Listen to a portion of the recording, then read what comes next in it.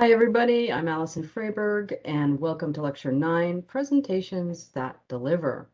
We're taking a bit of a detour from our writing topics, and we're going to focus on skills for presentations. Let's dive in. What are your biggest fears about presentations? Is it that the tech will fail? Is it that you're afraid your audience is going to lose interest? Is it, I'm worried about sounding really boring or really nervous? Or number 4, I'm not confident about my subject matter. What if I don't know the answers? Is it some combination of these? These are what students tell me that concern them the most.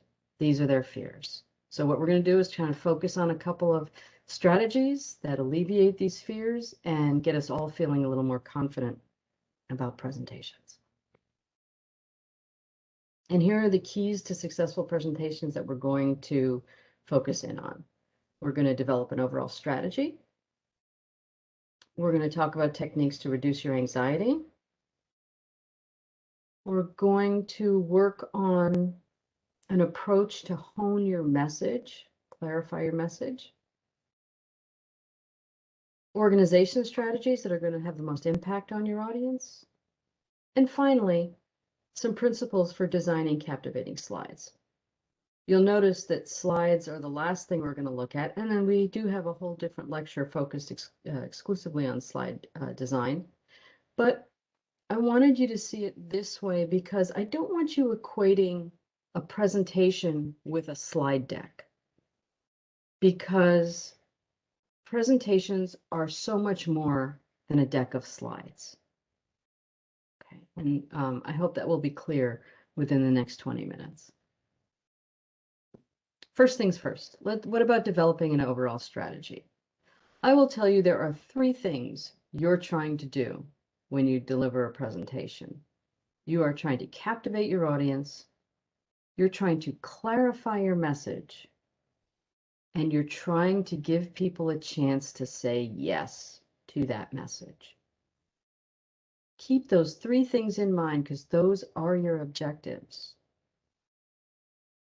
And I think we rely on 3 strategies to meet those objectives. We don't meet strategies, we rely on 3 pillars. And here they are: your audience, your message, and you. When all else fails, remember that the only things that matter are the people you're trying to communicate to and the message you're trying to communicate to them. It's a conversation between you, your audience, and the message. No matter what your tech fails, no matter whether you're stumbling over words like I seem to be on this slide, no matter what's going on, stop and think for a second. Who's my audience? What's my message? What do I need to say? Everything else will fall into place if you keep that front and center. All right, let's talk some techniques for reducing anxiety. Because you know what? We all get anxiety about presenting, whether it's virtually, whether it's face-to-face. I've been doing this for 35 years. I still get nervous every single time, and really nervous. I have a little exercise first for us to do to reduce some anxiety. What I'd like you to do is just jot down, nobody's going to read it, it's not homework, anything like that, 5 words that describe you as a presenter. Don't think too much. Just jot down those 5 words, and in fact, go ahead and pause the video and jot them down. No, really, pause the video and jot down those 5 words. Okay, so now you're back and you have 5 words in front of you, right? What I would like you to do is look over that list and think about or identify which ones are positive and which ones are negative. And how many of them are there? How many positives versus how many negatives? If your list contains more negatives than positives, what's it telling you? Next thing I want you to do is I want you to, once you've identified the negatives, I want you to just cross them out, delete them, whatever you've written on, just make those negatives go away right now, really.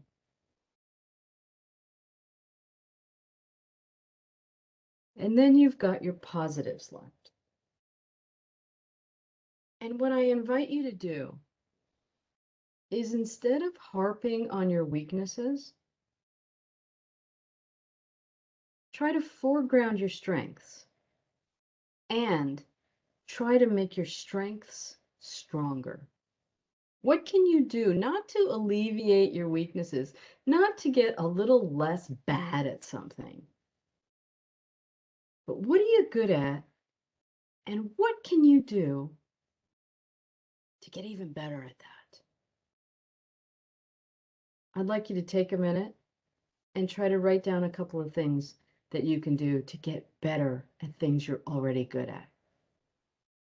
So go ahead and pause, and I'll see you in a second. All right, welcome back. I hope you did pause, and you did do that. What happens if we try to get stronger at the things we're already good at? It makes us think differently. It makes us a little more confident. It reframes our focus so we're not focusing on the things we're lousy at and getting nervous about it. You're going to feel a little different when you think about your strengths and how you're going to make them stronger. Now, here are a few more techniques to help you reduce some anxiety. Obviously, you want to breathe, but if you do a little breathing exercise before you present, you will calm yourself down a little bit. And that really means like taking a good, a minute or so, really, it takes a minute or two to take a long, deep breath in and then through your nose and then let it out slowly. And if you do that for about 6 breaths, you will be a little calmer. And this is great to do right before you present, maybe just 3, 4, 5 minutes before you present. I do it before I record any of these lectures. I do it before meetings on class meetings on Teams. I do it before the writing lounge. I always take that minute and breathe, do a breathing exercise. Okay. Now, on the other end of things, I recommend doing something just a little scary. And why? Why would you do that? Well, for me, it all comes down to making sure you're not surprised during your own presentation, making sure you're not trying to do 2 things, one that surprises you and the other thing, trying to present your message, right? Because as soon as you're trying to do 2 things, we think we can do them well, but we don't, especially with presentations. So one of the things that happens when I'm presenting is that I get really nervous, right? And so my adrenaline's going, my cortisol's going, I'm just, nerves are frayed, all that stuff's happening. But that's happening when I start to present. And then I'm trying to do 2 things. I'm trying to manage my anxiety and present. So what you can do is mimic the kinds of reactions you have beforehand. If you do something a little scary, what happens? Your adrenaline starts going, your cortisol starts going, your nerves get frayed. And if you do that about half an hour before you need to present, by the time you're presenting, you'll be calming down from that. And then you won't be doing 2 things at once. And here's my example. often when I usually teach in the building right across from my office.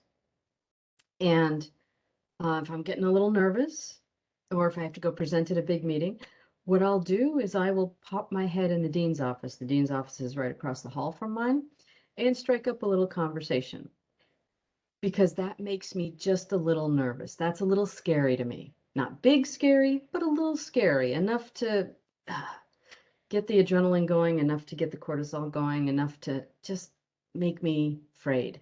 And then what happens is I'll leave that conversation, and by the time I'm rolling into class or rolling into that meeting where I have to present, I'm a little calmer.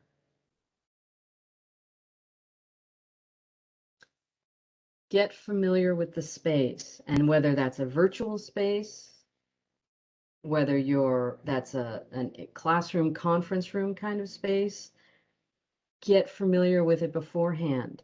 Because if you're not sure, for example, where the camera is, where the projector light's going to shine in your face, that you're going to see people's feet tapping on the floor, that there's going to be glare from the window, uh, that your camera isn't framing you right, all these things, if you discover these things when you're trying to present, you're giving yourself too many things to do, and things are not going to go well.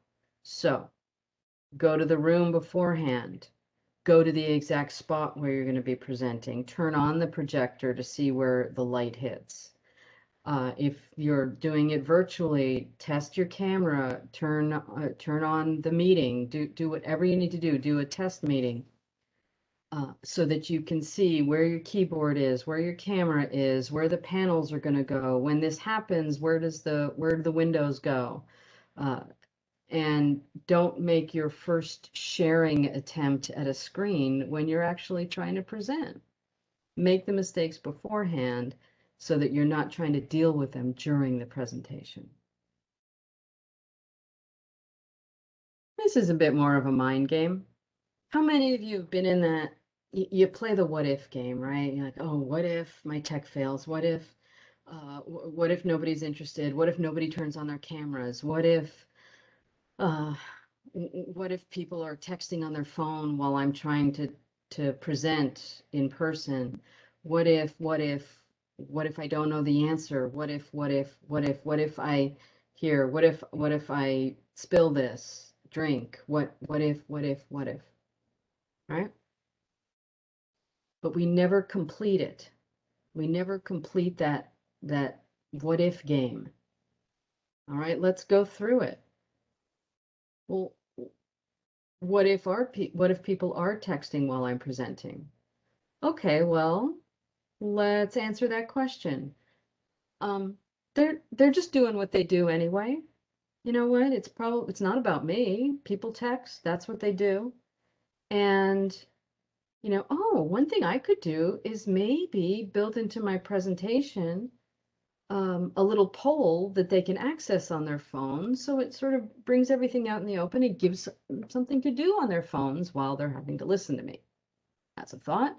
What if, well, if they're texting on their phone and I need some feedback from them, well, maybe I can give a verbal signal that I need them to look. Now that we're going to have a poll, I might say, hey, we're going to have a poll in 30 seconds. So let's get ready for that. And just go through the what if game. You answer the questions so that when it does happen, you're not surprised by it. And you haven't worked yourself into an absolute tizzy with 100 what if questions and no answers.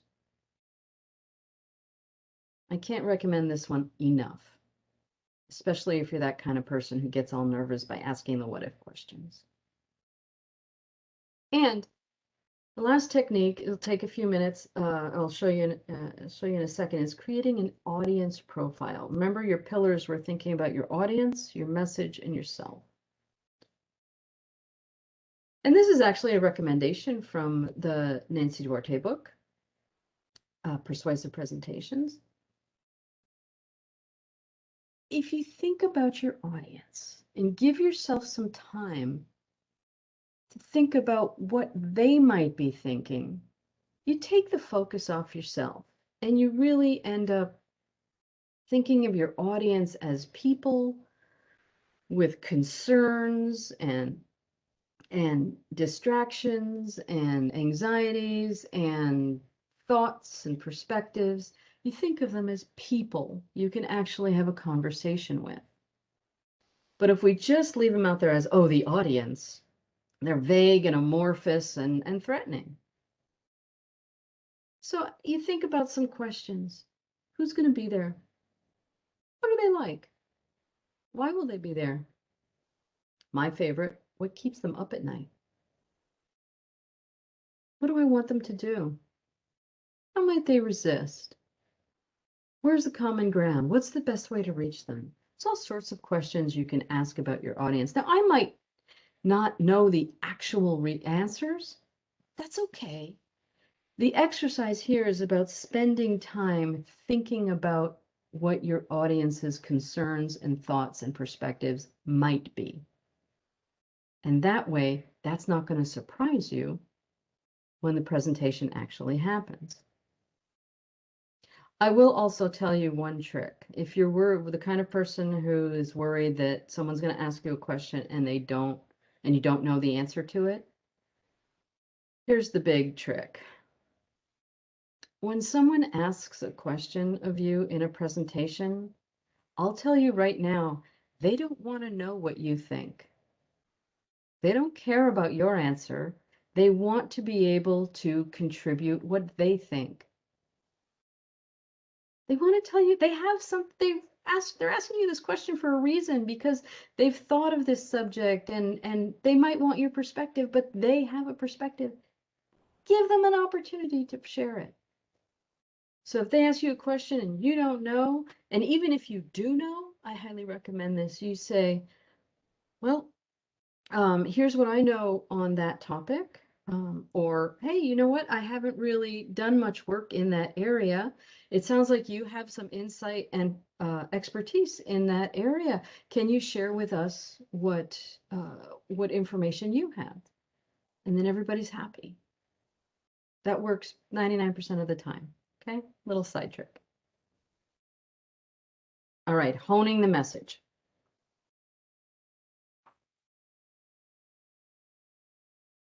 This is also from Duarte's Persuasive Presentations. I made up the examples to help us work through them. A clear message has a point of view and it articulates what's at stake for the audience. Now, the point of view is your perspective about what needs to happen. You know, the message that you're trying to get across, what do you want people to do? What do you want them to take away? But a clear message will articulate that in terms of what's at stake for the audience. Why does it matter to them? We know it matters to you, but why does it matter to the audience? And if you can hone your messages in terms of what's at stake for the audience, you will create much more opportunity for that yes. So here's an example. Let's say your topic is organizational leadership, and the message you want to convey is organizational leaders need to understand experiences of independent workers across specialties. Well, if you were articulating that in terms of your point of view only, you might say to a group of organizational leaders, hey, you must do more to learn what the people you hire experience in their fields and working lives. And your audience of organizational leaders is going to fold their arms, the hair on the back of their neck is going to raise, and you're just not going, they're not going to listen to you. Because you're going to tell me what to do. You got a consultant, you've been in here for half an hour in my organ, blah, blah, blah, blah, blah, right? But if you articulate it in terms of what's at stake for them, you'll have more success. This is what it might look like. As organizational leaders, you'll struggle to create productive, vibrant working environments until you understand the day-to-day experiences of the people you hire. Okay, now I'm an organizational leader and I'm thinking, wow, I'm going to struggle. But if I do this, it's going to alleviate that. And this is why. Okay, I'll listen. That might not be as easy as that, but you're creating a much more positive environment, an environment that might be more successful if you incorporate what's at stake for the audience. Here's another example. Let's say the topic is flex work at Nifty Products Limited. And the message is, you've discovered that, and you want to convince them that they need to establish clear, consistent definitions of flex work. If you are articulating this to them with only your point of view in mind, you might say, flex work at Nifty Products needs to be defined by each department in terms of location option and time parameters. But again, if you said it this way to the audience, you're going to get resistance. I didn't tell me what to do. I know this organization. You don't know this organization. If you revised it to articulate what's at stake for the audience, you might have something like this. Until each department clearly defines and communicates flex work in terms of time and location, employees will assume it means working from home. Oh, well, I'm an organizational leader. I don't really want them to assume it means working from home. Oh, I don't want that kind of miscommunication to come about. Let's talk about this. And again, it might not be that easy, but you're creating a more positive path, definitely, by incorporating what's at stake for the audience. So that's honing the message by articulating it with a point of view and what's at stake for the audience.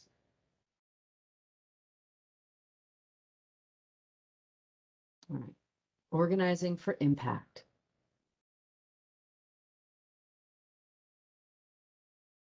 What you want to do is lead your audience forward, right? You have to be clear about the current situation. What's it like now? And you have to build a picture of what it could be like. This is as well from persuasive presentations. And you need to emphasize the contrast between what is and what could be. And that's a technique to organize for impact. Let's look at this. And this is what Duarte says. In terms of trying to amplify the gap between what is and what could be, this is about garnering a yes, right? Getting people on board. She says, all good presentations, like all good stories, convey and resolve some kind of conflict or imbalance. The sense of discord is what makes audiences care enough to get on board. Let's see what that looks like. Here's an example, one that's close to my heart. Here's what is. So there's an international business course, provides a textbook history of successful companies and the practices employed. You can take that course. There's no doubt about it. That's the way things are. But you'll notice what I've done here is I've tried to make it extremely boring. Right? I'm trying to amplify the gap between what is and what could be. So I don't want people to do this. I want people to be on the what could be side, which I'll reveal in a moment.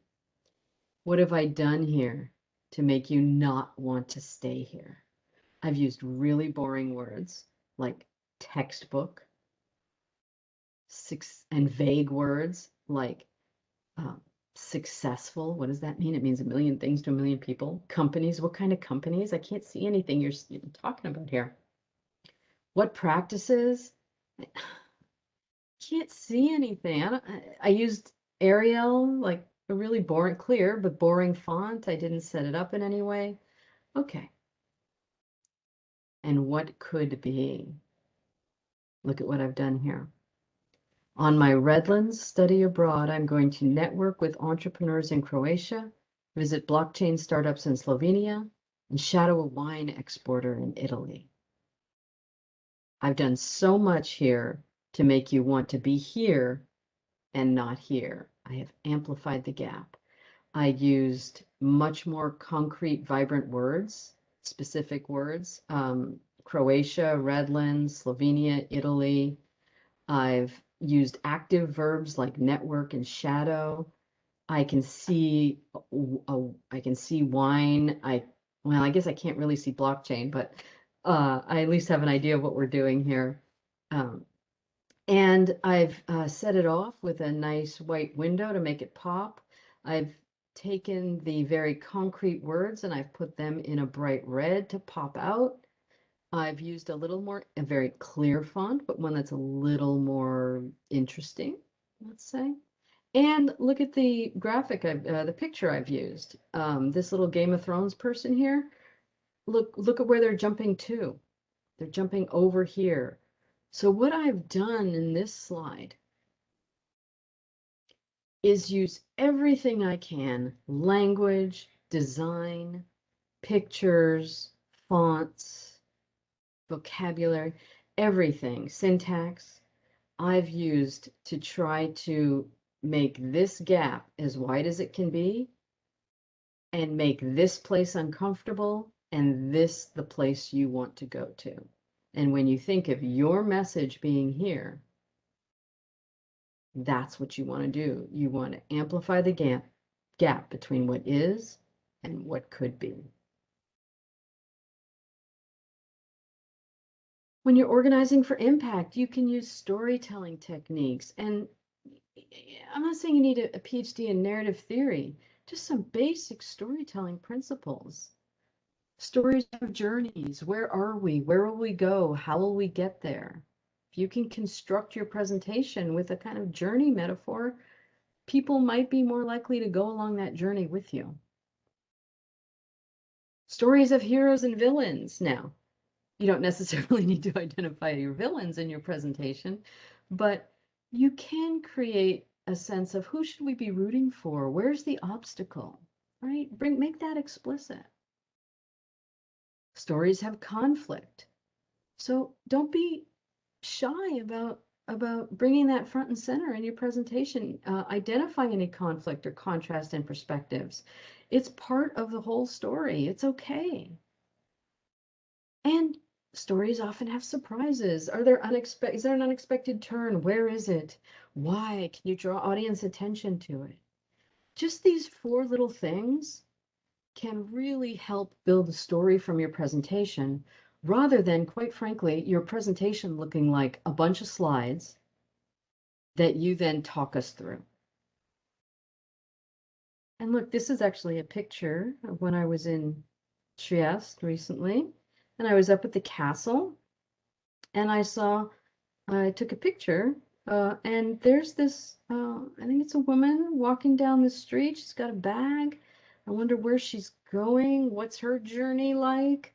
What obstacles is she facing? Are there surprises around the corner? Right? There's a story implied. Don't resist the story in a presentation. Embrace it. All right, our last little category, and again, we're going to have a longer presentation on this later, but this is designing captivating slides. Look at this one. Isn't that great? Okay, I think we can agree it's the worst slide ever. It uses all the colors. It's stretched. It has so many words on it. I have no idea what they mean. And look, it's a screenshot, and the person didn't even like edit out the X on the screenshot. And I added this there. I have no idea what it means. It's just words. Um, this is just terrible. Okay, let's talk about a few principles. If you decide to use slides, and remember that is always a choice, here are a few simple principles. One idea per slide. One idea per slide. One idea per slide. The more people are looking at your slides, the less they're going to be listening to you. So you need to make sure that you're not creating a slide that can keep them busy for 30 minutes.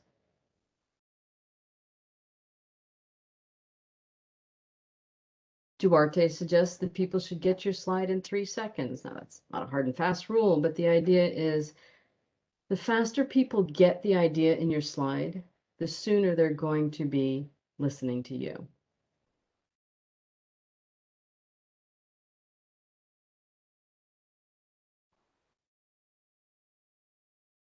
Banish bullet points. I know, right? There's a reason for this. Okay. And that is most of the time, I would say, no, I wouldn't even say 99 times out of 100. I would say 100 times out of 100, when you see slide decks that are just slide after slide of bullet points, that deck has not been made for the audience. That deck is a script for the presenter. It's there to jog the memory of the presenter and to guide the presenter through their points. It doesn't think about the audience at all. Think about the ways in which you can visualize your message, visualize your content without relying on a script that is essentially there to jog your memory. You'll notice there hasn't been a single bullet point in any of the lectures. And this is something that might not seem obvious at the beginning. If you are going to get away from bullet points, and that's, so usually when I'm teaching, say, the consultancy course, we'll talk about presentations for clients. And I'll be talking about, get away from all the bullet points, get away from all the words and all the text. And what happens is they tend to go completely the other way, and there'll be maybe 4 words on a slide, but they have nothing to, they're just random words, again, still meant to jog the memory of the presenter, instead of being words that are designed for the audience. So my way of thinking about designing very few words for the audience is to say that each slide has to tell a tiny story.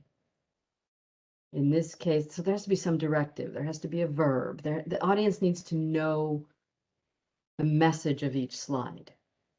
So you'll notice that there's not a lot of words on these slide design slides, but there are stories to each one. There's a tiny story on each one.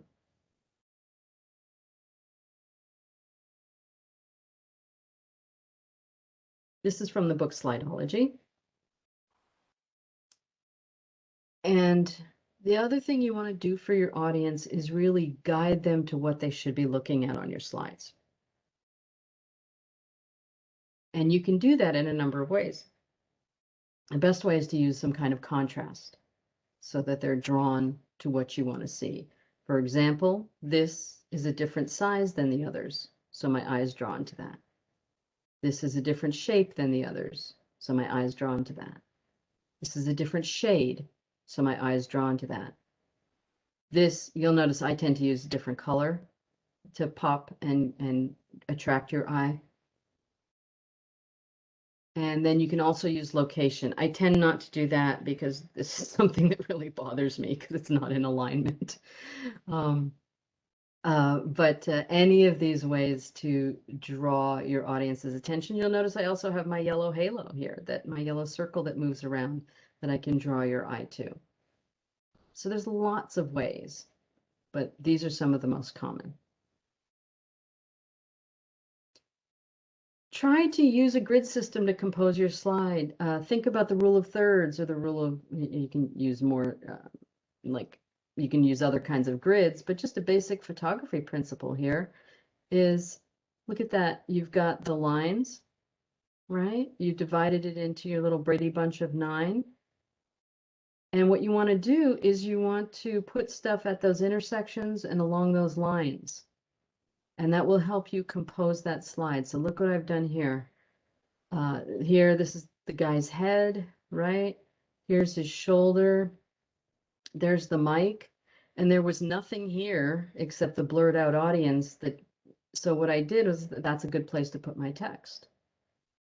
So I did, and I put my text there, easy to read. I actually shadowed it so it pops a little bit. And it's a good, clear, soft slide that has some rule of thirds composition. You do this on your phone all the time. You see the lines.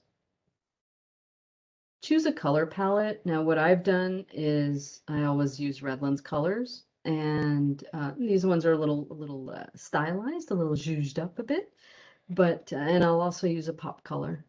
But you don't want to have all the colors. You actually do want a palette, and we'll talk more about that when we do the slide design lecture. But you don't want like 55 colors in your slides. Choose fonts that eyes like. Okay, and that means ones that are easily visible. We all have different capabilities visually, and you want to make sure that you're giving people a chance. Okay, make the fonts bigger than you think they need to be, and get some clear ones out there. Build a photo and icon library. Right, you'll notice I tend to use a lot of photos. And you can use Unsplash. You can get high resolution photos that are public domain. Pexels, same thing, high resolution photos, public domain.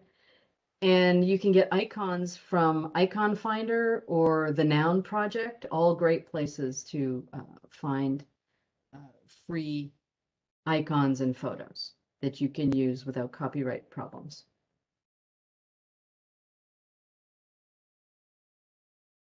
Don't throw all your data on a slide. Nobody wants to see all your data. They want to know your conclusion, what's your takeaway.